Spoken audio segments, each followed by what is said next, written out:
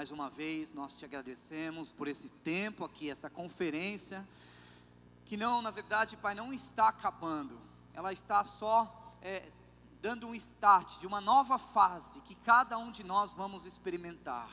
Senhor, eu sei que o Senhor chacoalha as nossas vidas, falou demais nesses dias, mas esta noite, eu quero, Senhor, te pedir, que o Senhor marque o coração dos teus filhos, que cada um aqui possa sair com algo, Senhor, palpável, algo espiritual, que represente, Senhor, no mundo físico uma ação. Espírito Santo, eu repreendo agora, Senhor, todo cansaço, todo abatimento, toda distração, todo espírito do inferno, tudo aquilo que obstrui o fluir da tua palavra, Pai, nós mandamos embora em nome de Jesus, Senhor. Ministra, Senhor, cada um dos corações, ministra cada uma das vidas, Senhor. Nós profetizamos, Senhor, sobre a nossa nação, uma nação curada, uma nação sarada. Nós profetizamos uma nação sadia, e nós sabemos que essa cura vai vir pela igreja, vai vir pelos jovens, Senhor. Nós profetizamos, vem Espírito Santo, faz algo novo nesse tempo, faz algo novo no Brasil, faz algo novo nas nações,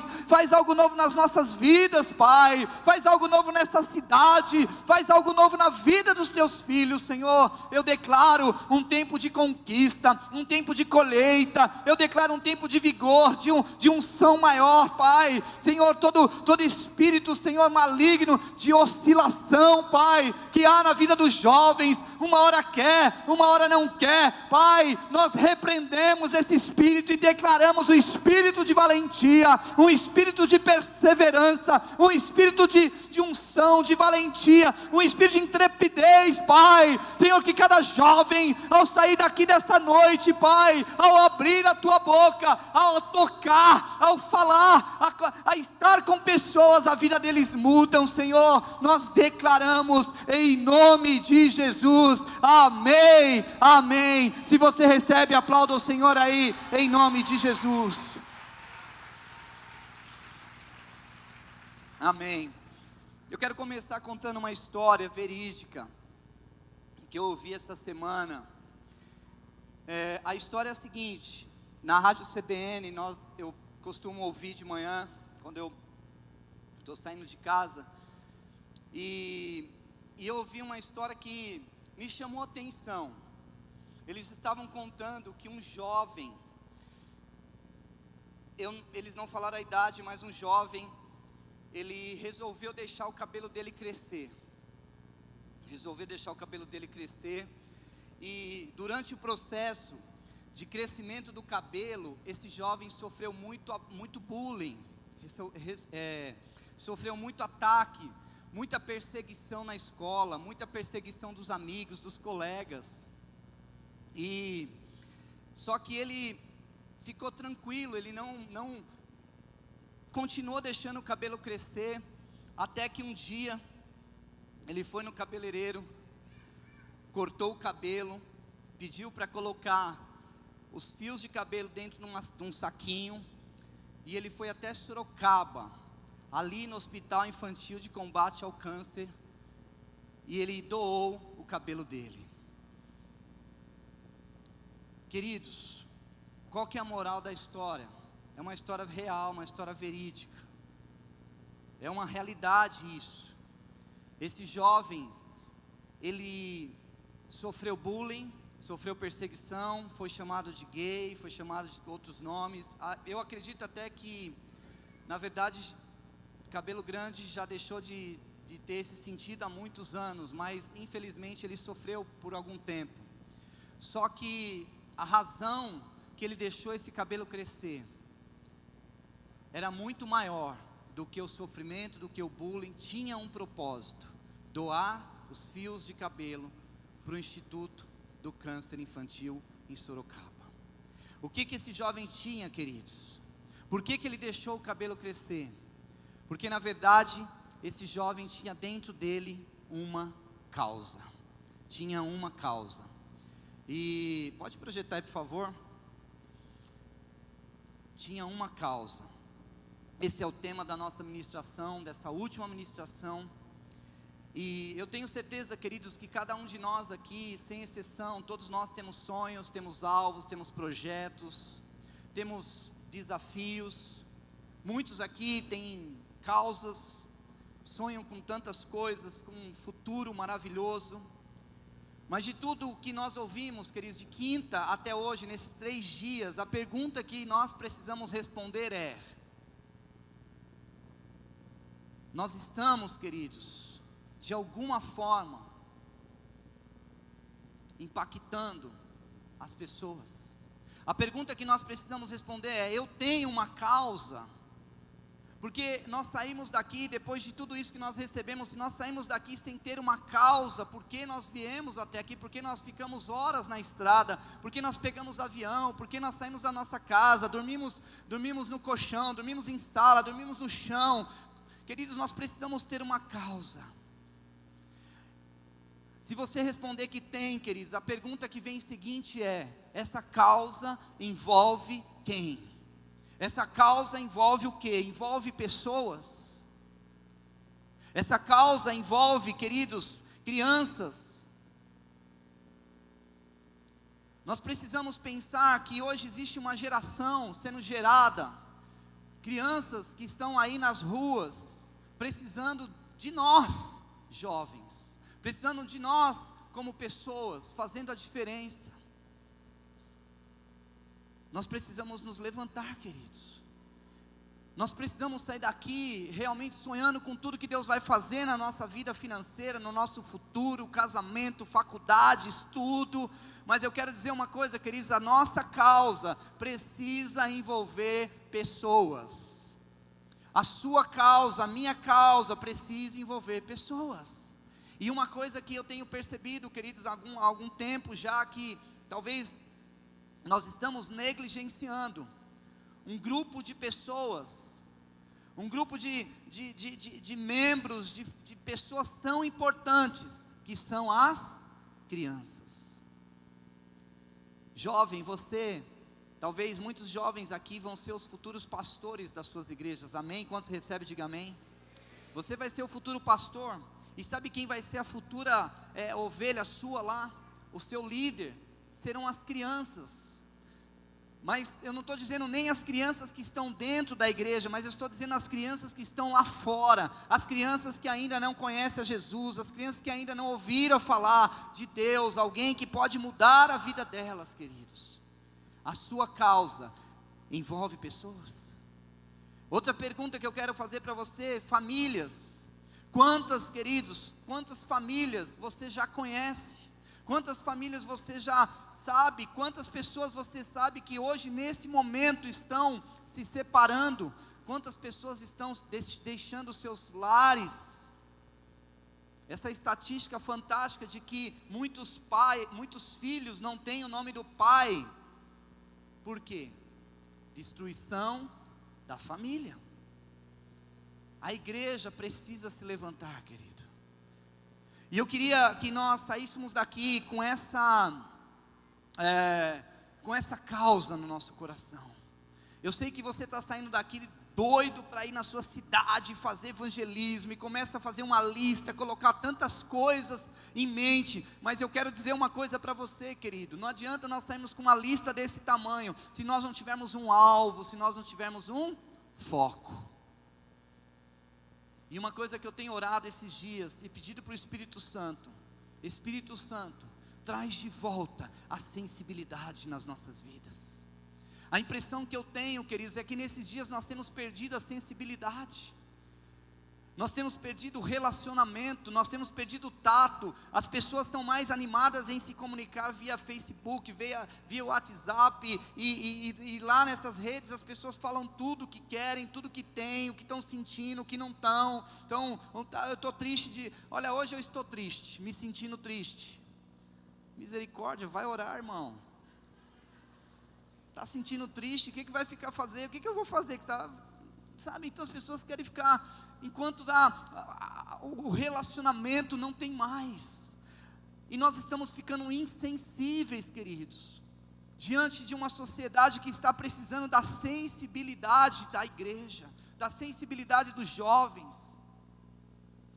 Eu creio, queridos, que nós vamos alcançar uma multidão de jovens, amém?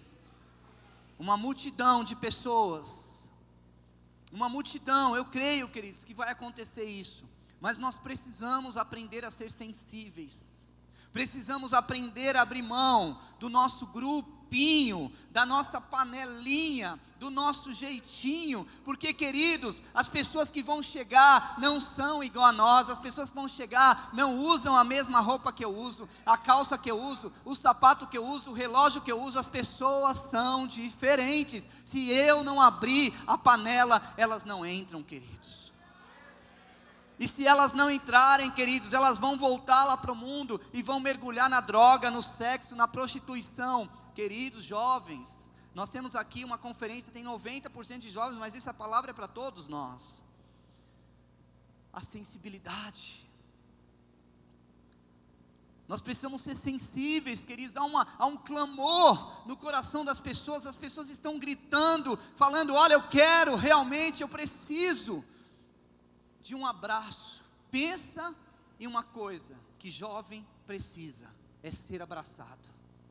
Aí você vai falar: pastor, por isso que eu estou numa célula lá das meninas, que eu estou indo para dar uns abraços lá. Não é esse abraço aí não, vigia, foge que é laço.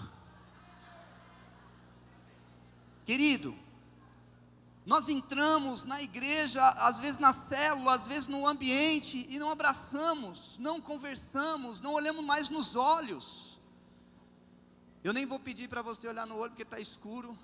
Talvez você encontre algumas remelas aí. Não encontrar remela nessa hora, não tem, só de manhã.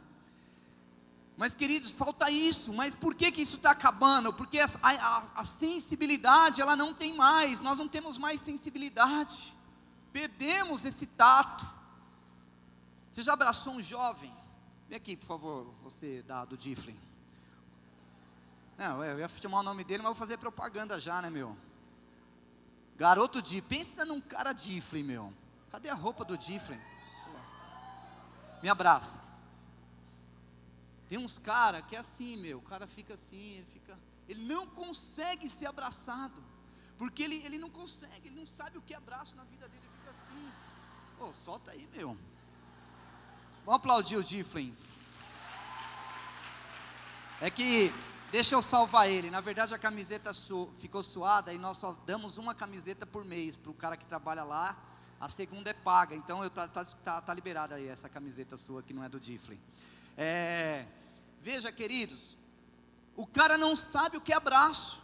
Então, você está acostumado no seu grupo, no meu grupo, na nossa rodinha, todo mundo se abraça, mas o cara que vai chegar na sua vida, querido, ele não sabe abraçar. Ele não sabe abraçar. Se eu não abraçar, esse cara vai embora. Ele vai embora. A insensibilidade. Eu oro, queridos, que a sensibilidade venha sobre as nossas vidas. Eu pergunto para você, quando você começa a enxergar essas fotos, coloca aí por favor. Quando você começa a ver, essa foto mexe com você, querido. Ou talvez é mais uma notícia, pode pôr a próxima. Talvez é mais um noticiário, pode ir passando, querido, por favor.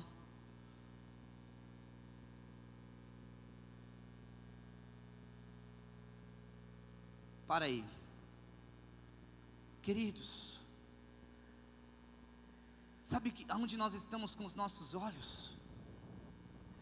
Nós estamos com os nossos olhos nas redes sociais, mas nós não estamos vendo o que está acontecendo do outro lado do nosso muro, não estamos vendo o que está acontecendo do outro lado da nossa rua. Queridos, talvez, pastor, eu não consiga enxergar porque isso foi lá em Paris, pastor, é muito longe, mas querido, isso aqui está acontecendo do lado da sua casa, do lado da minha. Nós precisamos voltar os nossos olhos, pedir sensibilidade. Pode passar as próximas, por favor. Volta lá. São cenas fortes. Mas veja, querido, sabe por que nós estamos ficando insensíveis? Porque essas coisas estão começando a acontecer todos os dias. E até quando, queridos, nós vamos ficar só falando: ai, mais um atentado, não sei aonde. Até quando nós vamos ficar? Aconteceu mais uma situação até não sei aonde, morreu mais um. Quantos jovens, quantos amigos nossos que nós sabemos que morrem, ficou sabendo, fulano de tal morreu de moto, morreu não sei do que, morreu de tiro perdido, bala perdida. Queridos, e a sensibilidade, nós vamos lá, olhamos para o cara lá no caixão, voltamos para nossa casa, mergulhamos na nossa vida, na internet, no WhatsApp, e ficamos lá falando mal da vida dos outros, e seja o que Deus quiser, e acabou, querido. Sabe, gente, nós precisamos voltar à essência do Evangelho, à essência do Evangelho, à essência do Evangelho, à essência do Evangelho, à essência do Evangelho. Amém? E a essência do Evangelho é ser sensível, pode passar por favor. Aí, para aí. Queridos, um cara tirou os freios do caminhão, colocou um monte de peso atrás e acabou com a vida de um monte de gente. Tudo bem, pastor, isso acontece. Sabe por quê, queridos, a insensibilidade tem acontecido comigo e com você às vezes? Porque não tinha nenhum parente nosso lá. Mas eu vou dizer uma coisa para você, queridos. Eu e você, nós nascemos para fazer a diferença nessa sociedade. Eu e você nascemos para fazer a diferença nesse tempo, amém? Você recebe isso? Eu e você, nós nascemos para isso. Eu sei, queridos, que quando nós vamos crescendo, nós éramos crianças um dia, todos nós fomos, se tornamos adolescente. E aí é uma fase que todo mundo reclama dos adolescentes, fala mal, fala que não presta, é mau caráter, fala tanta coisa do adolescente. Coitado do adolescente, tudo é culpa do adolescente. Se tem um adolescente na sua casa, seu irmão, quem leva a culpa? O adolescente. É tudo mais novo, mas queridos, isso passa, vira jovem, daqui a pouco adulto. Mas enquanto adolescente, queridos, é uma viagem na nossa cabeça. Eu sei que muitos de nós passamos por isso, você deve ter passado também. Há uma viagem entre adolescentes e jovens, e muitos de nós começamos a viajar e pensar, o que eu vou ser na vida? Muitos olham para o Neymar e falam, eu quero ser um jogador de futebol. Queridos, eu não sei você, mas quando eu jogava bola, hoje eu só vou brincar, porque a idade não permite mais. Mas eu ficava ali olhando lá para os caras, eu nem vou falar o nome do jogador, que vocês nem sabem quem é, mas alguns sabem, né, aqui o Gumer, Rogério, vão saber dos jogadores eu sou um pouquinho antes deles, mas amém. Então, queridos, olha o que acontece, eu jogava bola lá, me inspirava, não, eu sou o cara, eu sou esse jogador e tal, nós ficamos viajando. E você deve ter viajado, já pensado o que você realmente vai ser, o que vai acontecer na sua vida, tantas áreas. Pensa uma crise, pensa um cara que entrou em crise, quando fez uns 15 anos, 14 para 15, eu falei, meu Deus do céu, eu preciso pensar no meu casamento. Será que eu vou casar? Era uma crise, eu chegava para minha mãe e falava, mãe, será que eu vou casar? Minha mãe falava, querido, você é feio, mas não é tão feio, vai casar sim. Mas era uma crise, eu pensava, será que eu vou casar? Aí depois que eu pensei, do casamento, eu falei, será que eu vou ter filhos? E se der um tilt? E se der uma pane no sistema? E eu ficava naquela crise, queridos. Então nós, quando jovens, adolescentes, nós entramos em crise. Tem um monte de gente aqui que joga FIFA. Eu fiquei sabendo que tem um pastor aí que disputa com a meninada e tal. Na minha época, queridos, era Atari. Era um controle que você fazia assim para cá. Tinha um jogo de futebol, os bonequinhos, a bolinha era quadrada. Não, vocês têm que ver isso daí. É ridículo, era o Atari. Mas eu ficava ali, me inspirando naquilo. Mas a nossa mente viaja. Só que um dia, queridos, nós caímos na real. Todos nós caímos na real. E vamos olhar para trás. E vamos pensar, eu cresci. Eu sou um homem, eu sou uma mulher. Eu fico pensando que durante a fase de adolescência, jovem, Muitos ficam sonhando em ser muita coisa. Pergunta: o que você quer ser? Eu quero ser médico, jogador de futebol, eu quero ser agricultor, eu quero ser pastor mais ou menos, o cara quer ser tudo, não tem foco, não tem uma direção. E o tempo vai passando, até que ele chega na fase, mas agora o que ele quer? Casar, e quer arrumar alguém para casar, e quer casar, e só pensa no casamento, e quer ter isso e tal, e a vida vai levando, mas uma hora, queridos, aí você começa a pensar nessa pessoa, chamar ela para um propósito, a pessoa fala: não, agora eu vou casar. Não consegue casar rápido. Quantos querem casar mesmo? Tem uns caras aqui de domingo, queridos, que eu tô preocupado, porque se o cara não casar logo, a lista do casamento dele, sabe o que vai ser? Vai ser a lista de presente do casamento, vai ser uma lista de remédio da Drogaria São Paulo. Pela idade, já está com quase 80 e não casou ainda. Então aí, lista de casamento, um Doril, um Dorflex, não sei. Mas é que o cara também é exigente demais. Tem uns caras que são exigentes demais. O cara fica colocando que o cara é feio. É feio. Não, para Deus ninguém é feio, então tudo bem. E quer exigir tanto. Mas veja bem, queridos. E o cara não faz mais nada na igreja. Ele não quer pensar em mais nada. Ele não quer pensar: vamos um projeto lá de evangelho. Não, eu estou pensando em casar, mas você já tem a pretendente? Não.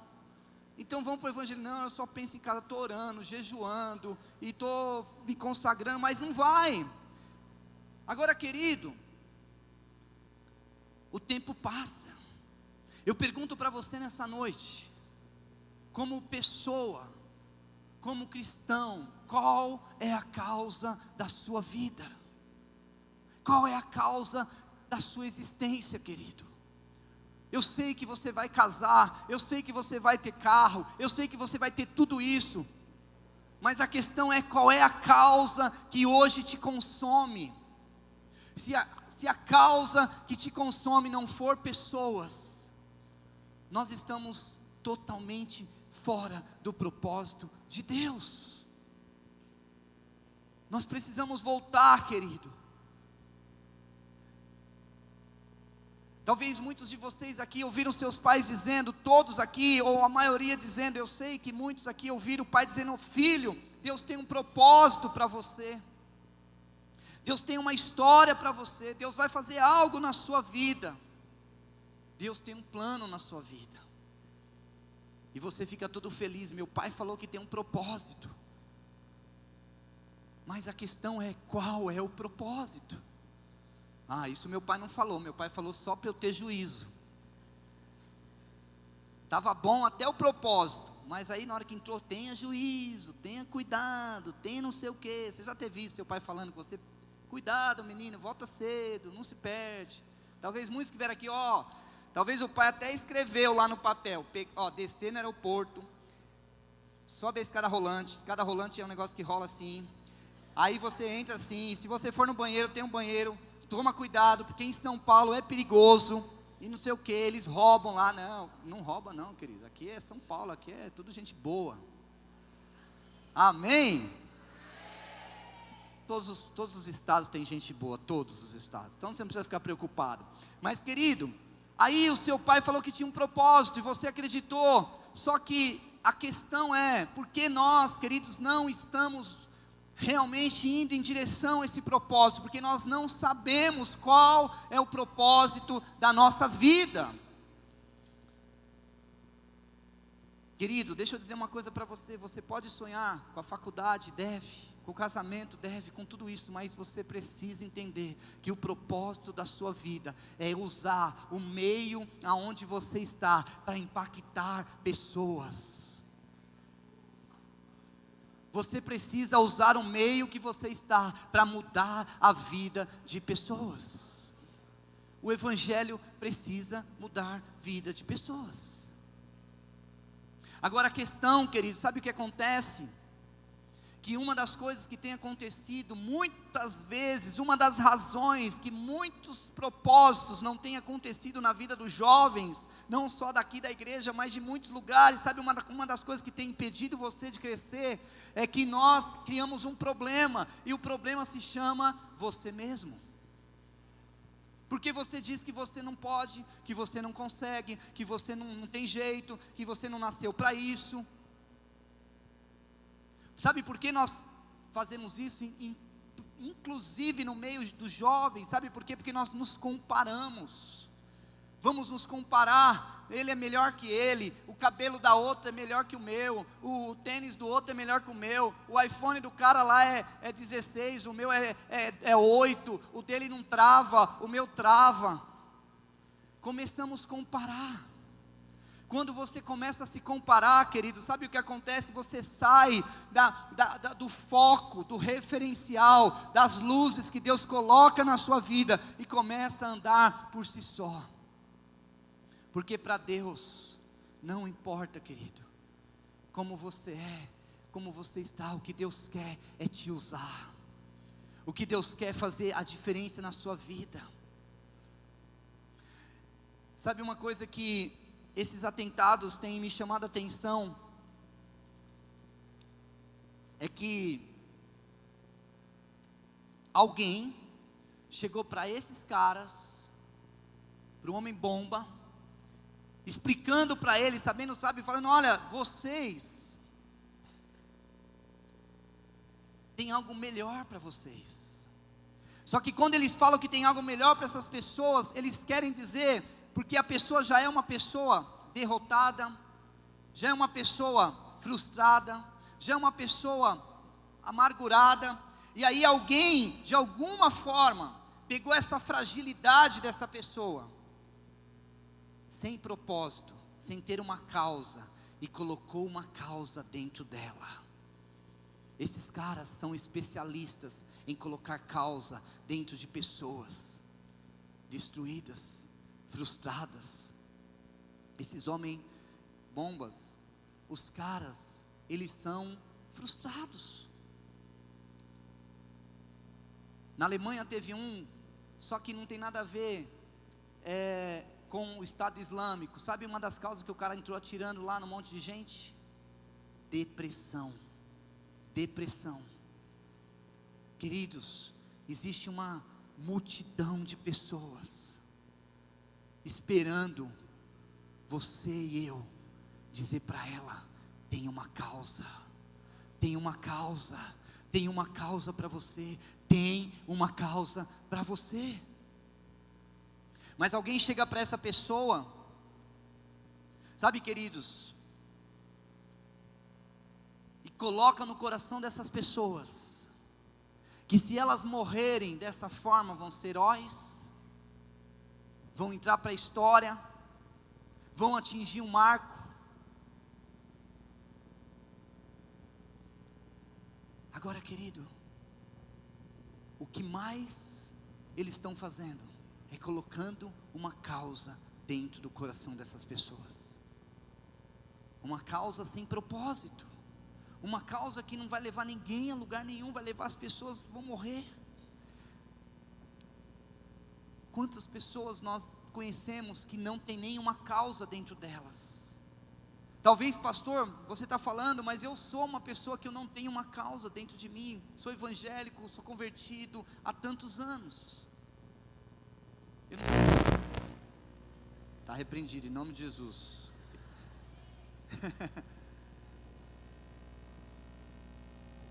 Vamos esperar, né? Vai passar. Toda tempestade passa. Que susto. Não é um homem bomba, não.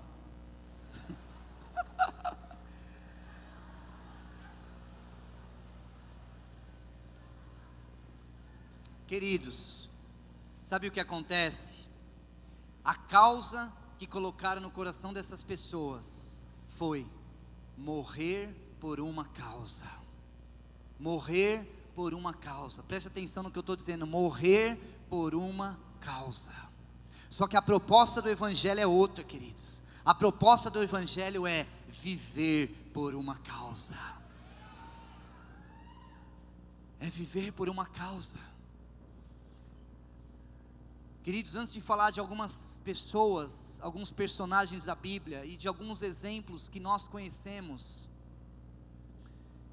pessoas que decidiram não morrer por uma causa, mas viver por uma causa, porque tem muitas pessoas que confundem isso e dizem: olha, eu não vou me envolver muito, porque se eu me envolver eu vou morrer. Querido, não sei de que igreja você está falando, só se for da igreja do cão, porque não tem nada a ver. Muito pelo contrário, nós vivemos por uma causa, não morremos por uma causa, querido. Eu, depois que eu me converti, engordei quantos quilos, Lu? Um monte. Cara, eu era isso aqui, ó, só o palito, olha aí a situação. Então não morre não, queridos. Agora eu quero perguntar uma coisa para você. E no Brasil, tem atentado? Ah, pastor, graças a Deus não. O atentado aqui é diferente. Ele é sutil. Ele mata aos poucos. Mantenha aí. Ele mata devagar. Quantas pessoas você sabe que estão morrendo diariamente de frio? E nós não estamos fazendo nada, queridos. Enquanto uma multidão de jovens fortes podem sair daqui, pegar uma coberta e dar para o cara, ajudar alguém, tem um monte de gente morrendo lá fora de frio. Esse ano já morreram dezenas e dezenas e dezenas de frio. Quantas pessoas estão morrendo de drogas? O atentado é diferente. Vão morrendo aos poucos. Quantos casamentos destruídos, queridos, nós conhecemos, vão morrendo aos poucos. Mas eu quero aqui rapidamente falar com você da vida de Moisés. Moisés, queridos, você conhece a história de Moisés. Ele estava ali, eu não vou ler todo aqui, não vou nem ler por conta do tempo. Mas Moisés estava ali pastoreando o rebanho do sogro. Estava ali com a vidinha dele. Eu fico pensando na vida de Moisés, ele dizendo: ai, será que eu vou morrer aqui?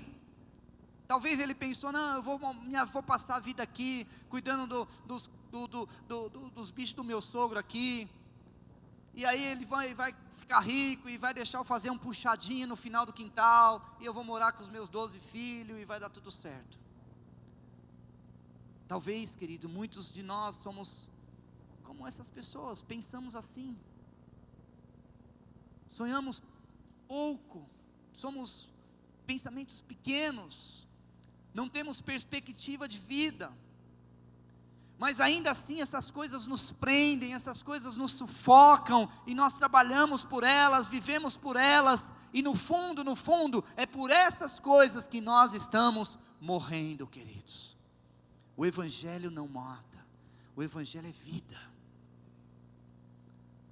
Moisés estava lá pastoreando as ovelhas do sogro lá, e foi lá que ele entendeu que tinha uma causa muito maior do que ficar lá dando capim para bicho. Sabe, querido, Deus quer te usar, Deus quer te levantar.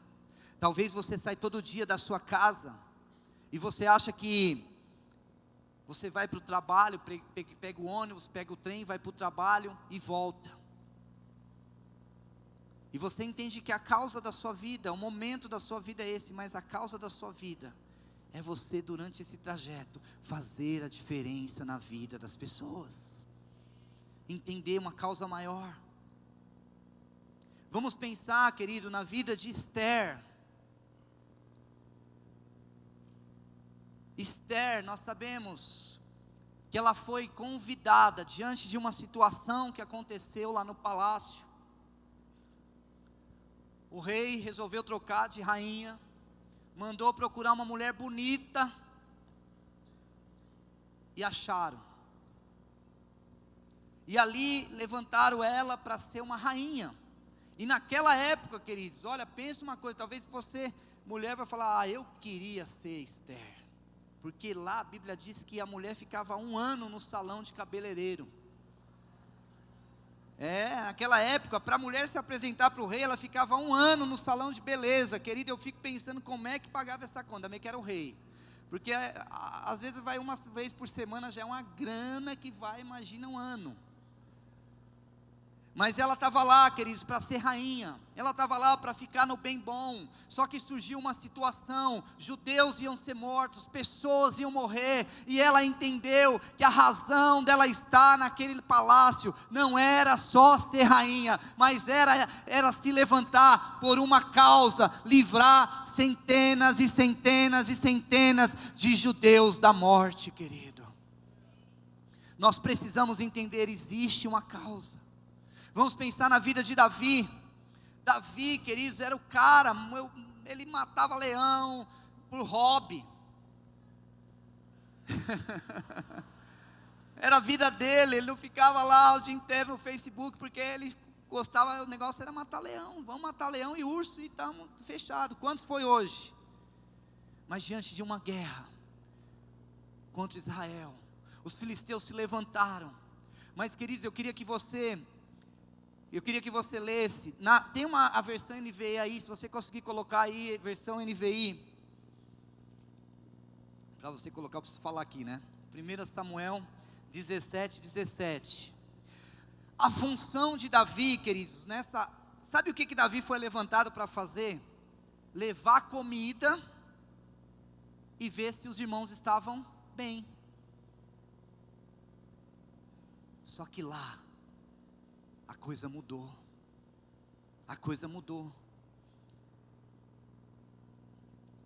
Nessa ocasião, disse Jessé a seu filho Davi: pegue uma arroba de grãos tostados e 10 pães e leve-os depressa a seus irmãos no acampamento. Queridos, essa versão aí, põe no 18. Leve também estes 10 queijos. Quantos são de Minas aqui? Querido, vocês que traduziram essa versão da NVI, foi lá em Minas, porque pensa num povo que gosta de queijo. Não, é impressionante. Eu fui numa conferência em Minas esses dias, tinha 3 mesas. Na primeira tinha queijo branco, na segunda era queijo com goiabada, e na terceira queijo com doce de leite, e na outra pão de queijo.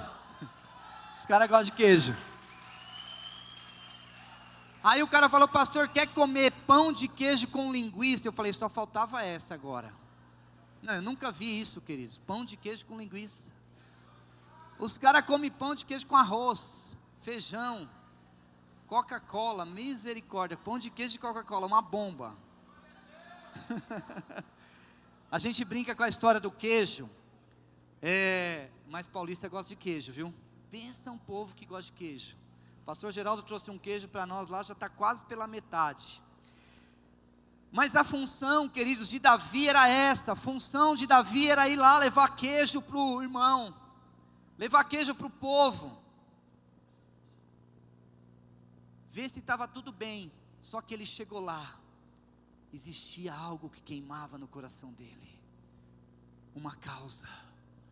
Sabe, querido, talvez você vai voltar para a sua cidade achando que vai ser tudo a mesma coisa, e pode ser se você quiser, mas se você não quiser, você vai voltar para a sua cidade, ou mesmo você que é de Barueri, você vai voltar para a sua casa, para o seu dia a dia, e vai entender, existe uma causa, porque eu existo nessa terra. Amém, queridos? Existe uma causa, e eu quero aqui, queridos, caminhar para o final, e antes de tudo eu quero falar, queridos, de 2 pessoas. Uma delas é o pastor Gumer. Quando o pastor Gumer foi para o Japão a primeira vez, ele foi lá, queridos, só para comer sushi. Não, brincadeira. Ele foi lá, na verdade, para organizar um encontro com Deus. Ele não tinha nenhuma pretensão de ficar naquele país. Ele foi lá porque foi convidado, foi disposto, levou uma equipe. Só que chegando naquele país, o coração dele mudou.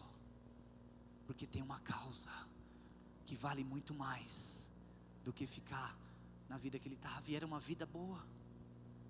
Queridos, pensa numa igreja como essa. Quem que não quer uma igreja dessa, querido? Igreja top.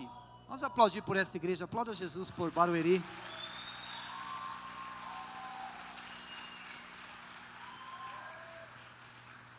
Só, queridos, ele foi para um encontro com Deus. Voltou de lá com uma causa.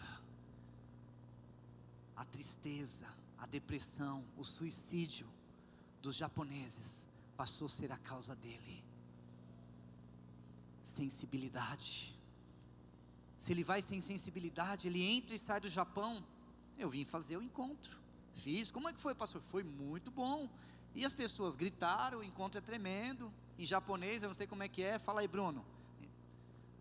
Encontro é tremendo em japonês. Alguém tem que falar. Fala, não tem japonês aqui, não sabe, né, Bruno? E aí, queridos, ele voltou de lá com uma causa. A causa era mudar aquele país, queridos, mudar a história do Japão. E aí, a vida dele não foi mais a mesma. Sabe o que acontece, queridos? Se nós entrarmos nessa conferência e sairmos da mesma forma que nós vemos na outra, e na outra, e na outra, e na outra, nós vamos voltar para o nosso dia a dia, e nada vai mudar, nada vai acontecer. Por isso que nessa noite, querido, o meu clamor aqui, a minha oração é que você saia daqui com uma causa, com uma causa, com uma causa, com uma causa, em nome de Jesus, aleluia, com uma causa. Você tem que sair daqui com uma causa, queridos. E eu quero falar também da minha vida. Quando eu me converti, eu tinha muitas causas. E uma delas, queridos, mas tinha muitas, mas uma delas era ser um cara bilionário, ser empresário e tal. E eu não estou dizendo que isso está errado, eu sei que Deus vai levantar muitos bilionários aqui, amém? Muitos empresários, amém? Mas você vai ter uma causa para isso. Você vai usar a sua empresa, os seus negócios para atingir o reino de Deus, para atingir pessoas. Uma causa. E eu lembro quando eu fui conversar com o meu ex-patrão, e ele falou assim, eu lembro como se fosse hoje: cara, por que você quer sair? Deixar essa empresa? O cargo que você tem, a função que você tem, o salário que você tem, o que move você é dinheiro. Qual é a causa que está dentro do teu coração? Em outras palavras, foi assim que ele perguntou. Eu vou dizer qual é a causa, antes de terminar essa ministração. Mas eu falei, não é dinheiro. Existe algo que me move, existe algo que mexe comigo. São pessoas, são vidas. E eu lembro, queridos, que ele falou, não, quero conversar com o dono da igreja. Eu falei, você tem que morrer lá para o céu e falar com Deus, porque o dono da igreja é Deus. Não, tem alguém lá, um dono nessa igreja, não tem? Toma cuidado que igreja é tudo enganação. Falou assim. Vamos levar o dono da igreja. Pegamos o pastor Gumer. O pastor Gumer foi lá na empresa onde eu trabalhava, ele fez um almoço, ainda bem que o almoço foi bom, e o pastor Gumer ficou ouvindo, querido, o patrão, o dono da igreja, e eu, não, brincadeira, o Gumer não é dono da igreja, mas ele era o pastor titular aqui na ocasião, e ele sentou ali e ouviu o meu ex-patrão falando, e falando, e falando, eu fiquei pensando, eu estava parecendo a bolsa de valores, subia, descia, parecia, eu estava me sentindo o Cristiano Ronaldo. Não, deixa, olha, o Cleiton precisa ficar aqui. Aí o Gumer, não, mas o reino de Deus, e não sei o que, não, mas ele precisa ficar, e não sei o que, eu fiquei ali pensando, eu falei, meu Deus, deixa eu descer. Mas foi tão engraçado essa cena, foi inusitado, porque, queridos, e os dois ali falando, mas estava resolvido dentro de mim, eu tinha tomado uma decisão, queridos, largar tudo, salário, posição, status, sucesso, por uma causa. Por uma causa. Quando você, querido, decide fazer as coisas por uma causa, Deus, Ele te honra. Deus, Ele te coloca no lugar que você nem espera estar. Deus te dá vitória. Foi assim com Moisés, foi assim com Esther, foi assim com Davi, foi assim com o pastor Gumer, e está sendo assim na minha vida, e vai ser assim na sua vida. Você recebe em nome de Jesus. Agora, queridos, o que eu aprendo com tudo isso? Quando Jesus morreu naquela cruz, algo revelador aconteceu na minha vida, que mostra mais do que, às vezes nós não damos valor para esse ato da morte de Jesus, da ressurreição de Jesus, mas Jesus morreu e ressuscitou. Sabe, queridos, a morte e ressurreição de Cristo me trouxe uma revelação, e a revelação é: Ele morreu por uma causa, mas Ele viveu e vive por uma causa, e essa causa dele que Ele vive é muito melhor, é muito melhor, é mudar a minha vida, é mudar a sua. Foi através da ressurreição de Cristo que hoje nós podemos chamar de filhos de Deus. Quantos de nós, queridos, estamos dispostos a abrir mão dos nossos smartphones, do nosso conforto, do nosso estilo de vida, da marca de roupa que nós usamos? Quem sabe o seu cabelo, você cuida tanto dele, mas você cuida com o propósito de ficar bonitão, enquanto aquele menino, ele queria ter um cabelo grande para doar para alguém. Queridos, a nossa vontade, talvez para nós vivermos por uma causa, nós vamos ter que morrer para outras. E se eu falar assim, quantos de vocês morreriam pelo Evangelho? Eu tenho certeza que muitos vão levantar as mãos, talvez muitos vão se jogar aqui na frente e falar: eu morro pelo Evangelho. Sabe por que nós dizemos que morrer pelo Evangelho é fácil? Porque no fundo, isso às vezes não acontece. A maior dificuldade hoje, queridos, não é morrer para as coisas grandes. A maior dificuldade é morrer para as coisas pequenas. Para eu viver por uma causa, eu preciso morrer para outras. Eu preciso morrer para outras. Talvez, quantos de nós temos dentro dos nossos corações ainda um egoísmo tão grande, um sentimento de que tudo é nosso, de que nós somos o dono, a nossa vontade, o nosso querer. Mas quando nós morremos, queridos, na verdade nós não morremos, nós vivemos. Uma das coisas que os jovens estão hoje com tanta luta, eu quero falar isso porque eu sei que você já passou dessa fase, mas você vai encontrar uma multidão de jovens aí fora precisando desse desafio. Sabe qual é a luta dos jovens? Não é morrer por Jesus, não, eu morro por Jesus, eu quero o Evangelho. Mas quando ele olha para o lado, ele não quer abrir mão, não quer abrir mão dos prazeres, não quer abrir mão das coisas pequenas, não quer abrir mão de uma vida diferenciada, de um preço diferenciado. De falar aqui do Mateus, da Ana Luísa, são jovens, uma vida pela frente, mas decidiram abrir mão de prazer por uma causa, querido.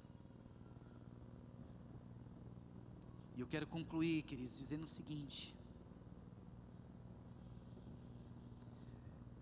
nós, na verdade, aqui como igreja,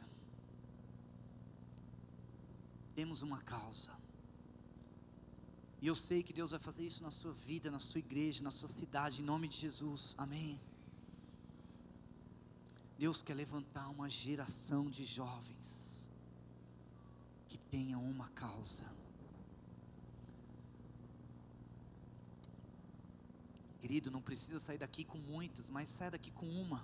Nem que seja ganhar uma pessoa na sua existência, mas que essa seja a causa da sua vida.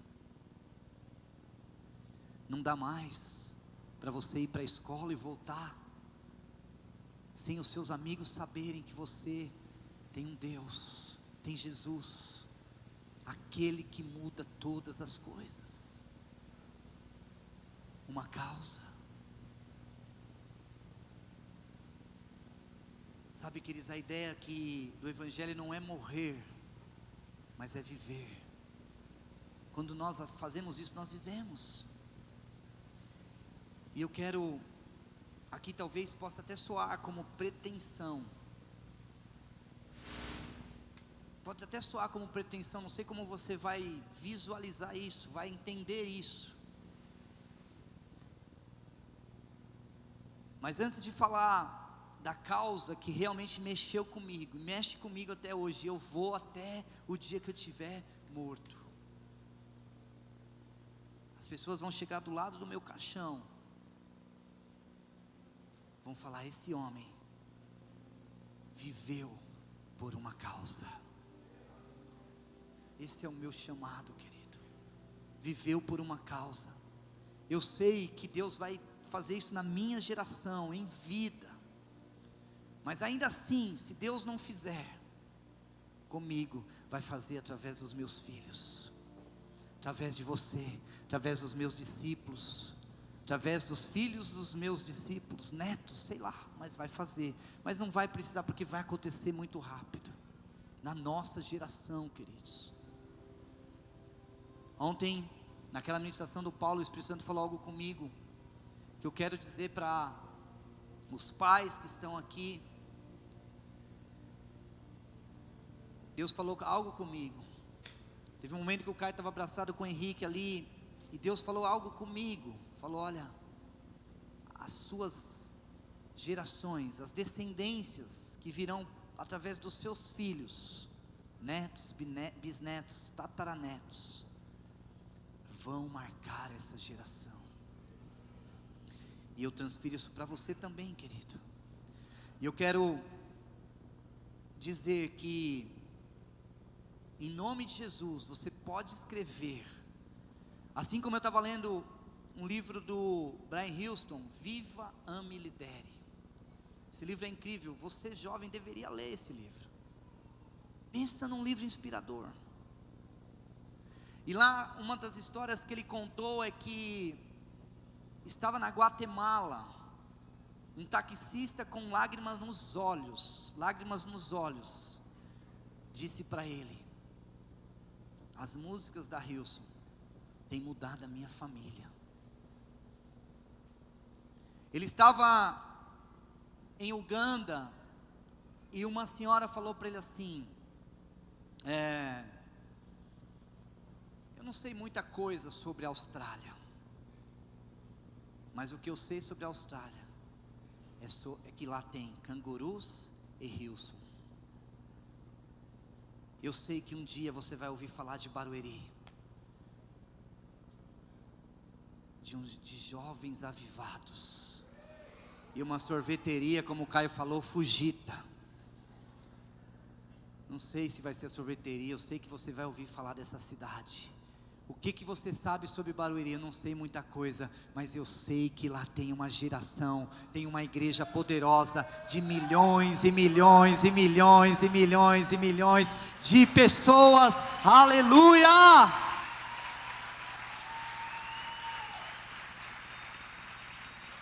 E eu creio, queridos, que 10% da cidade, essa é a minha causa. 10%, pelo menos 10% é a minha causa. Pastor, é muita pretensão. Não é não, porque eu sei que não é na minha força, e eu sei que não é sozinho. tem uma geração, tem um exército aqui dentro dessa igreja que vai me ajudar, que nós vamos trabalhar por essa causa e nós vamos ter 10%, vamos comprar aqui do lado, vamos alugar, vamos sei lá o que vai fazer, mas pelo menos 10% dessa cidade é a causa que eu deixei dinheiro, sucesso, fama, título de uma empresa, e isso vai acontecer em nome de Jesus. E eu sei que vai acontecer na sua vida, querido. Vai acontecer na sua igreja. Eu quero, antes de pedir para você, eu quero orar com você, eu quero transferir isso na sua vida, porque essa unção não vem de mim, vem da minha liderança, vem da minha equipe, vem de nós, é um grupo, mas vem mais do que tudo, vem dos céus. Só que Paulo, querido, em Romanos 11:36, ele diz algo tão tremendo para nós.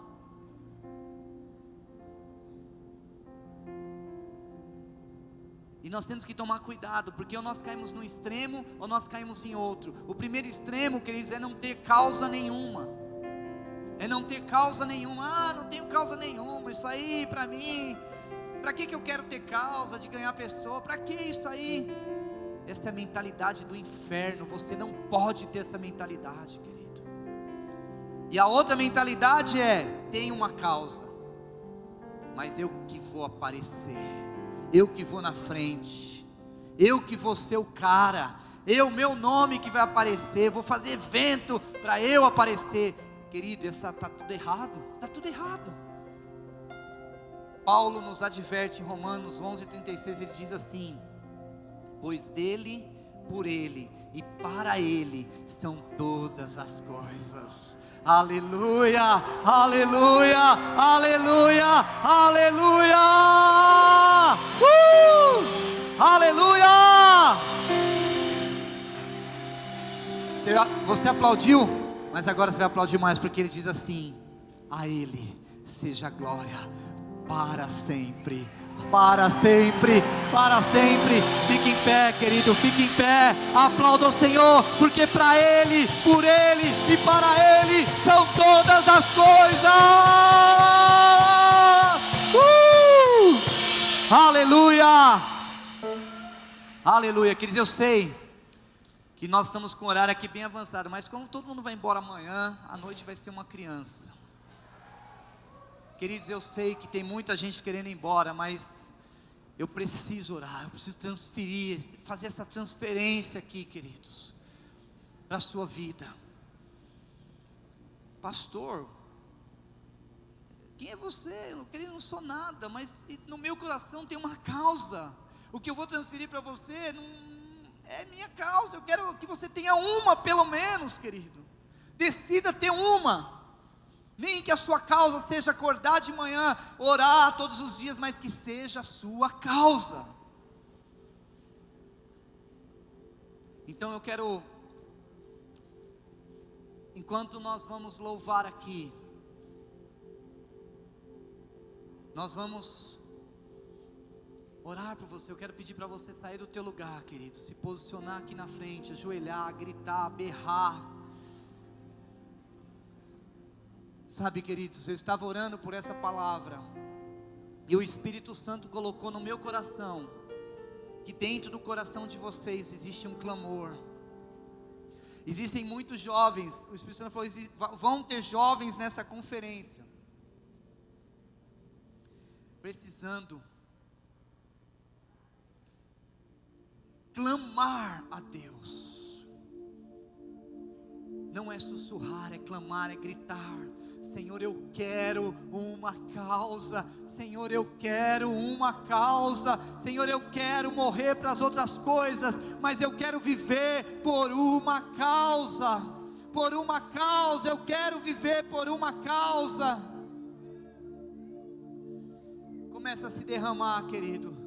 Começa a pedir a existência, aquilo que não existe. Oh!